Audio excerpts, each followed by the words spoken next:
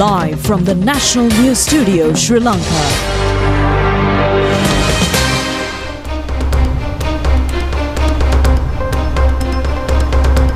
Hello there, good evening. You're watching the National News Broadcast live on Sri Lanka Rupavahini.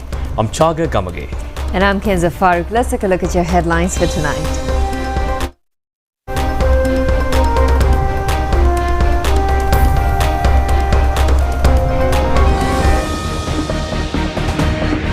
Sri Lanka Customs to enter 2026 with a massive 300 billion rupees surplus, exceeding all revenue targets, says Director General of the Customs.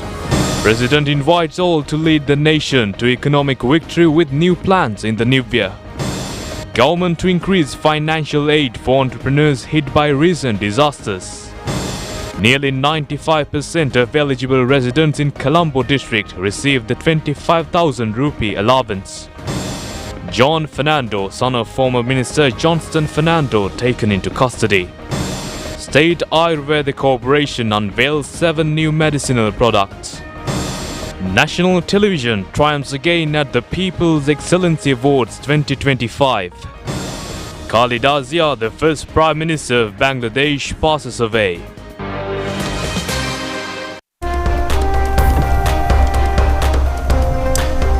Now we move on to those and other stories in detail. The year 2025 has been recorded as the highest revenue earning year in the history of Sri Lanka Customs, stated Director General of Sri Lanka Customs SP Kiribathgoda. Now he noted that the department had surpassed its expected revenue target of 2,115 billion rupees, enabling it to end 2026 with an additional surplus of approximately 300 billion rupees. The Director General made these remarks at a discussion held this morning at the Sri Lanka Customs Auditorium, chaired by President Anurukumara Dissanayake. The President visited the Sri Lanka Customs Department this morning to review the performance achieved in 2025 and to scrutinize the new plans proposed for 2026. During the visit, the President engaged in extensive discussions with the Director General, directors and senior officials at the department. The President called upon all officers to work collectively with renewed plans and strategies to lead the country towards economic success in 2026.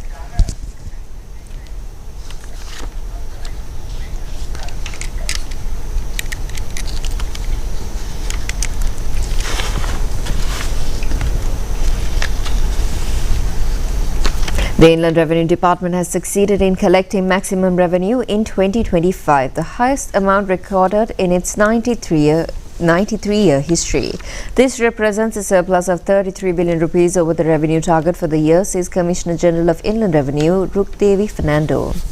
She made these remarks at a discussion held this morning at the department's auditorium under the patronage of President Anurukumara Dissanayake. Marking the first occasion in the history of the Inland Revenue Department that a President has visited the department, the President attended a meeting with the staff this morning to review the progress achieved in 2025 and the new plans for 2026. Commissioner General further said that a revenue target of 2,401 billion rupees has been planned for 2026.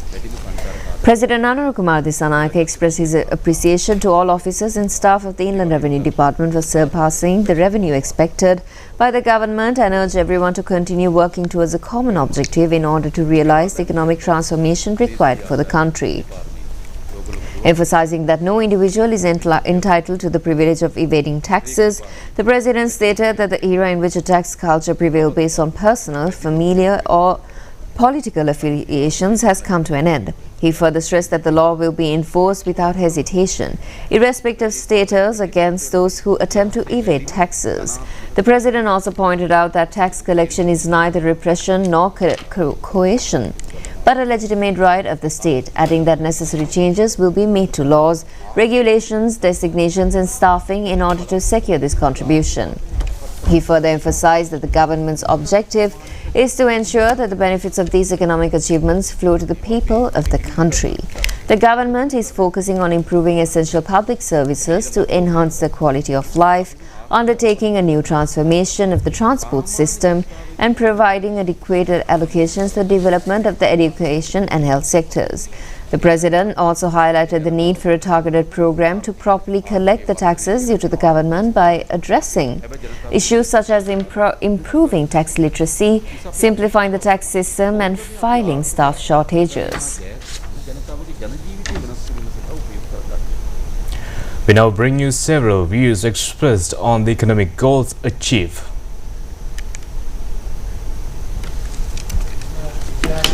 Minister Dr. Anil Jayantha Fernando said that throughout history, tax revenue had never reached the total expected value. However, he noted that 2025 would go down in history as the year where targets were surpassed even before the end of the year. He further highlighted that 2025 marks the year with the highest official foreign reserves, which stood at $7.179 billion by the end of November. Deputy Minister of Economic Development Nishant Javira said that for the first time in history, a government has been able to generate revenue exceeding the target set in its budget. He attributed this achievement to the government providing the necessary space and strength to make tax administration functions more robust and systematic, as well as the public's confidence in the new government's correct program. Chairman of the Export Development Board Mangala Vijay Singh has stated that from January to November, the country's total export revenue reached $15,776 million. He specified that merchandise export revenue accounted for $12,417 million, while the service sector contributed $3,558 million. Chairman of the Sri Lanka Tourism Promotion Board, Buddhika Hewavasam, pointed out that 2025 recorded the highest number of tourist arrivals in history. He mentioned that as of that day, 2,300 tourists had arrived in Sri Lanka and they had welcomed the milestone visitor at Katunayake Airport. He expressed optimism that with the data from December 30th and 31st, the total number of tourists would exceed 2.35 million. Management researcher Chamath Wickramarashe explained that over the past year, the all-share price index of the Colombo Stock Exchange increased by approximately 38% to 40%. He noted that while the index began 2025 at 15,944, it reached a significant peak of 23,659 by November 12th, marking a very high value for the year. Now moving on to more local news, Johan Fernando, son of former Minister Johnson Fernando, has been taken into custody by the Financial Crime Investigation Division.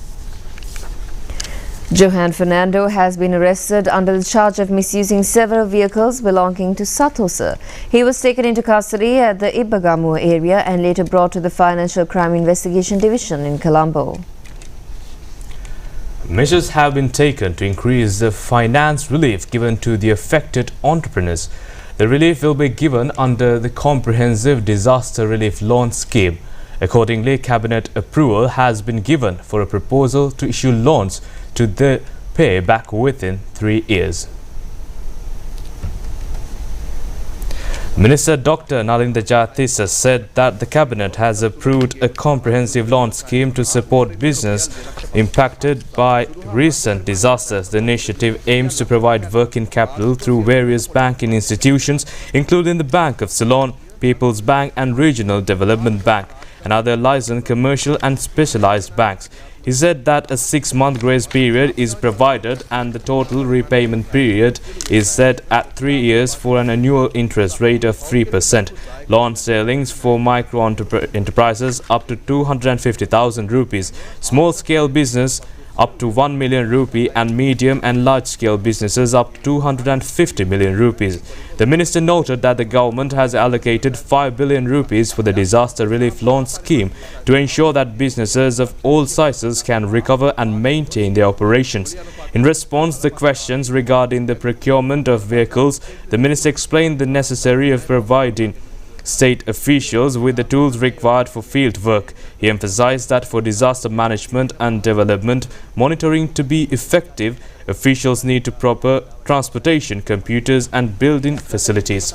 He highlighted that the government has allocated approximately 1,400 billion rupees for capital expenditure and an additional 500 billion rupees for disaster recovery, totaling nearly 2 trillion rupees for national development. He argued that to manage these massive investments properly, the officials on the ground must be adequately equipped. The minister stated that the Ministry of Public Administration is currently reviewing this request and confirmed that the government will proceed in accordance with the instructions and advice provided by the Mahanayaka theorists. Prime Minister Dr. Harini Amarasuriya says that 95% of the disaster-affected people in the Colombo district have been paid with the 25,000 rupees allowance. The payment of the 15,000 rupees allowance will also be completed before the start of the new year school term. She made these remarks addressing the media after the Colombo District Disaster Management Committee meeting. 141 houses have been totally damaged due to floods in the Colombo district. 19,126 houses have been partially damaged. Prime Minister Dr. Harini Amarasuriya said that the government has made significant strides in distributing relief allowances.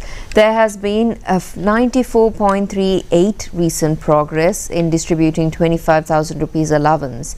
Out of the 50,032 applications received, payments have already been successfully made to 48,167 families. For the second tier of assistance, 7,535 applications were submitted for 50,000 rupees allowance. Of these, 3,049 payments have been completed to date. More local news tonight. The Parliament has passed 26 draft bills during the year 2025.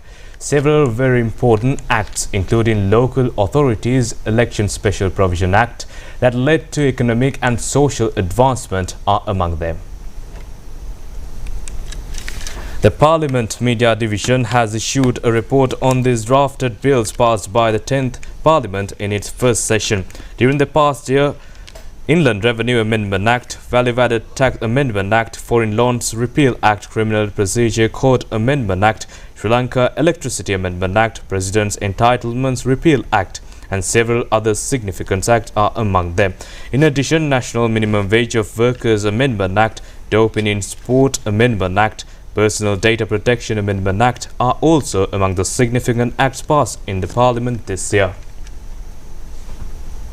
A fire had erupted at a private textile shop in Kiribathgoda at about 11 a.m. today has been doused by the evening. The fire has spread to several other nearby shops as well. Our correspondent stated that a traffic congestion occurred along the Colombo-Kandy main road in Kiribathgoda area due to the fire. Several fire extinguishing vehicles were also deployed to control the fire. Several employees of the shop have been treated by a suicide ambulance due to difficulties of breathing. Police say that a leak in the electricity systems is a cause for the fire.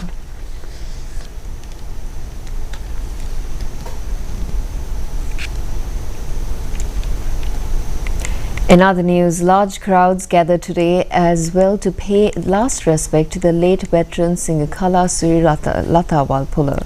The final rites will be held tomorrow under full state patronage. The funeral will be live telecast through national television from 1 to 3 p.m. tomorrow. President Anurukumar Dissanayake also paid his last respects to late night angel of the Sri Lankan music field.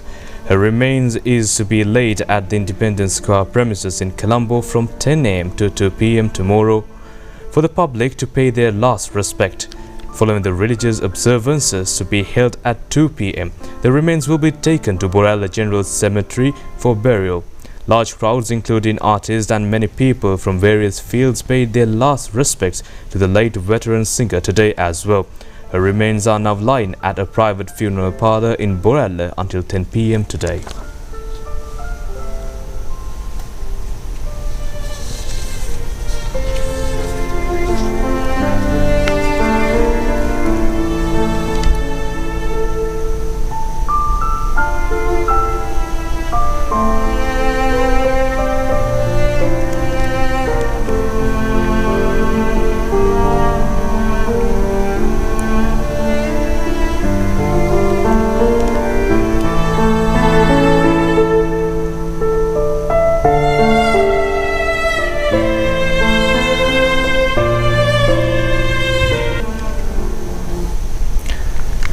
The national television again felicitated with awards at the People's Excellency Awards 2025 ceremony. Now the ceremony was held at the Watersedge premises in Bathramula yesterday.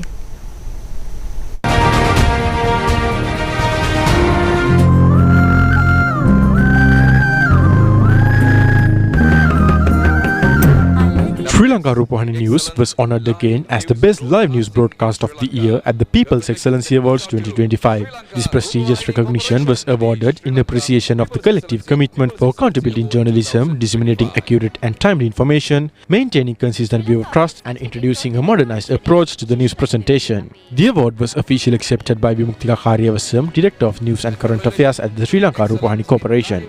Broadcasting in Sri Lanka Rupavahini Corporation at the People's Excellency Awards 2025. The Shanidai Born program of the national television was honoured as the best weekend morning program of the year. Director of Educational Programs Sanjendra Kumara received the award on behalf of the national television. Morning program of the Excellency Awards 2025, Shanida Ayubowan, Sri Lanka Rupavahini Corporation.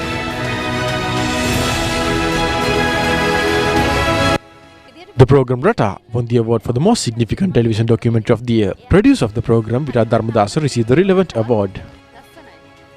The outstanding documentary program of the year goes out to Sri Lanka Rupavahini Corporation, Rata, People's Excellency Awards 2025.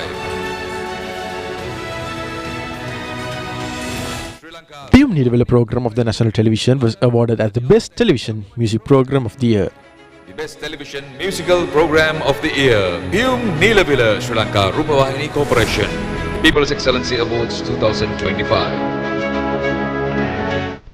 Unique personalities in many sectors, including businessmen and artists, were felicitated at this ceremony.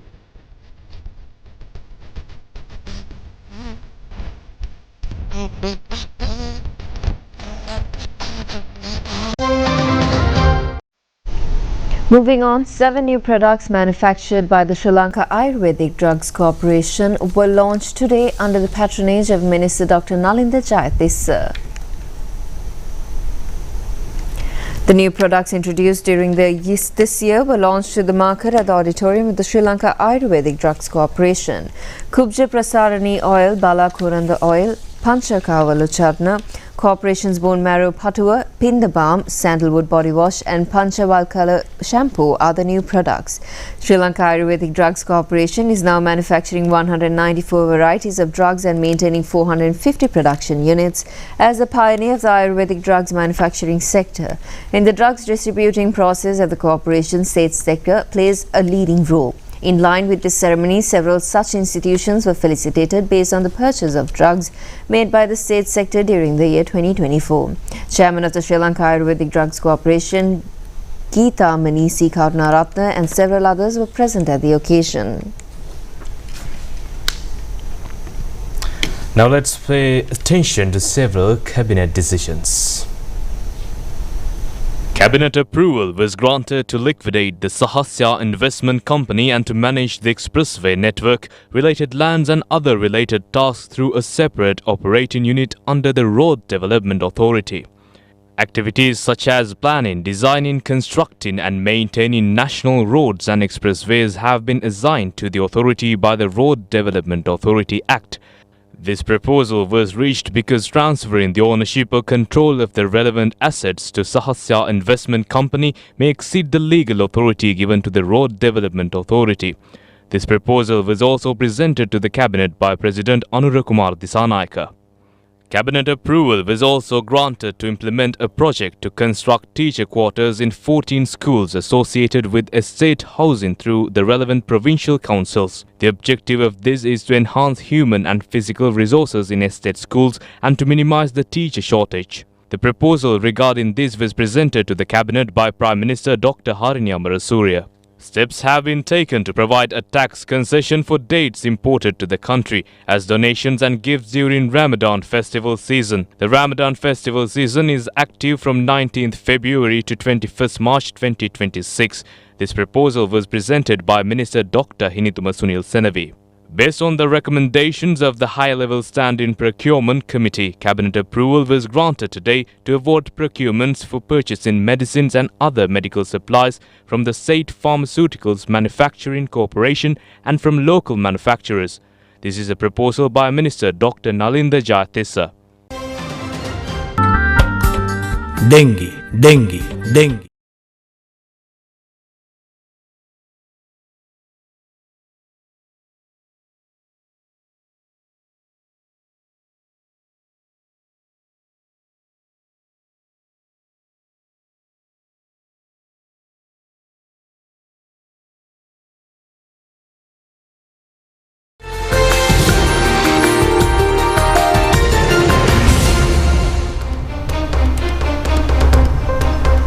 Bangladesh is mourning the death of one of its most influential and controversial political figures, as former Prime Minister Khaleda Zia has passed away at the age of 80 after a prolonged illness.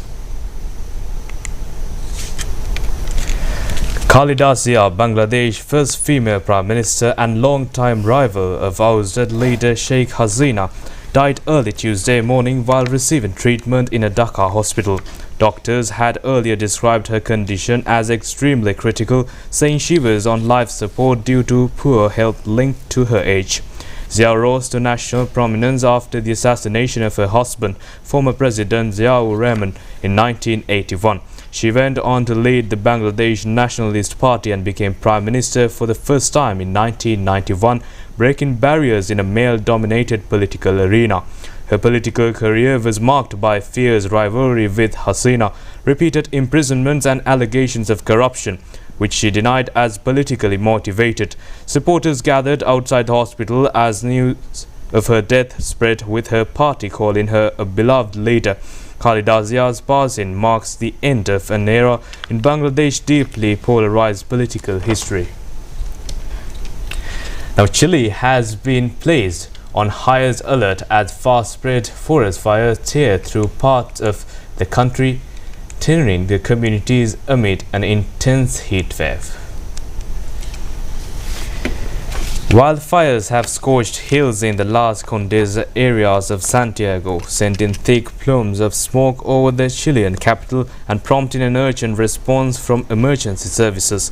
Footage shows firefighters battling flames on San Carlos Hill through the night as authorities race to prevent the fire from spreading through nearby homes. Chile's National Forestry Corporation says at least 470 hectares have already been destroyed in the Las Condes blaze. Helicopters and ground crews have been deployed to protect residential areas, infrastructure and surrounding forests, while residents have been urged to remain indoors and follow safety instructions.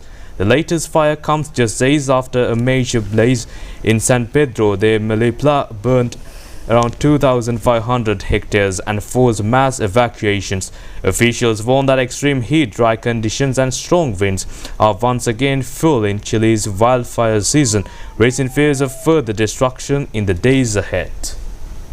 Now, in more international news, history came alive in southern Germany as horse riders took to the streets of a Bavarian town, reviving a centuries-old Christmas tradition. Dozens of riders on horseback and horse-drawn carriages gathered in the town of Spal to mark St. Stephen's Day with the traditional St. Stephen's Ride. The annual event, held on the second day of Christmas, saw riders travel from Spal to the nearby village of Vosselzoll, carrying flags as they galloped through the countryside. After returning to town, the riders circled St. Stephen's Church 3 times before attending a special church service where the horses received blessings. Local clergy described the ritual as a meaningful reminder of the historic bond between humans and horses. Town officials say the ride remains a vital part of Spal's cultural identity. Dating back to the 15th century, the tradition began as a pilgrimage seeking protection and good health for horses in the year ahead. Honoring St. Stephen, long regarded as the patron saint of horses and livestock.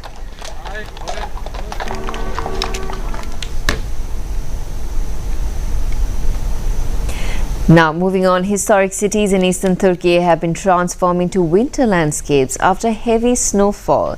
Mardin and St. Lucia were blanketed in white, offering rare and striking views of their ancient landmarks.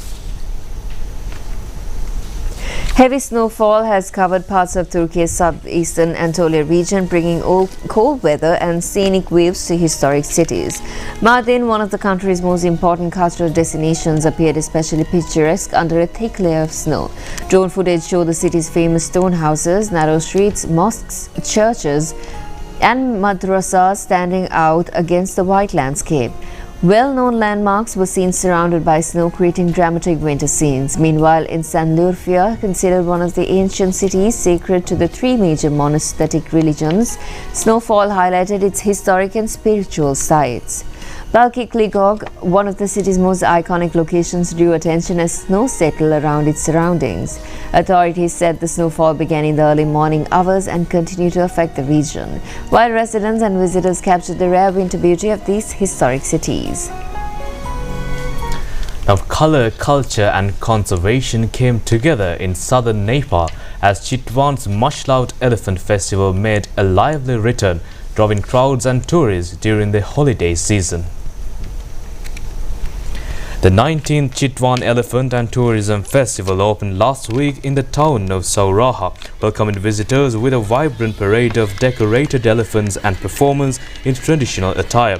The annual event celebrates local culture through elephant-themed activities, including elephant football, walking displays and beauty contests. Tourists describe the festival as a joyful cultural experience, praising the warm hospitality and festive atmosphere. Organizers say the event is aimed at boosting tourism and supporting the local economy, with Saura serving as a key gateway to Chitwan's National Park, one of Nepal's top wildlife attractions. The festival is timed to coincide with Christmas and the New Year, encouraging visitors to extend their stay. Local hotels are already reporting rise in bookings, with occupancy expected to increase by up to 25%. Despite criticism from animal rights groups, organizers say activities have been adjusted to ensure animal welfare. This year's festival runs until December 30th, featuring cultural shows and holiday celebrations. Now, hundreds of visitors have gathered at Shanghai Mountain in northeast China as a spectacular snow landmark officially opened to the public, marking a major highlight of the winter tourism season. The massive cloud-top palace snow sculpture was unveiled on Friday in Yanbian, with China's Jilin province drawing crowds eager to witness the attraction up close. Daytime footage showed the towering structure carved entirely from snow, while night scenes revealed dramatic lighting, fireworks and a colorful light show as visitors stopped to take photos.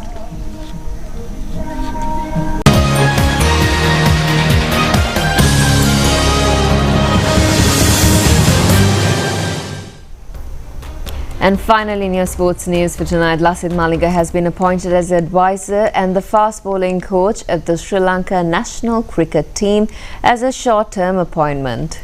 The Sri Lanka cricket officially announced this matter today. Lasith Malinga has been appointed for this post for a period of 1 month starting from the 15th December and the 25th of January next year. Accordingly, Lasith Malinga will train the fast bowlers of the team who are getting ready to participate in the T20 World Cup cricket tournament. In an announcement, Sri Lanka cricket says that Lasith Malinga's international experience and specially experienced bowling decisive overs in T20 matches will help to train the Sri Lankan fast bowlers to continue their competitiveness. The next T20 World Cup cricket tournament, co-chaired by Sri Lanka and India, is scheduled to commence from the 7th of February next year. Now that's all the news we have for you today. Bringing you the news, I'm Kenza along with Chaga. Good night and take care. Good night.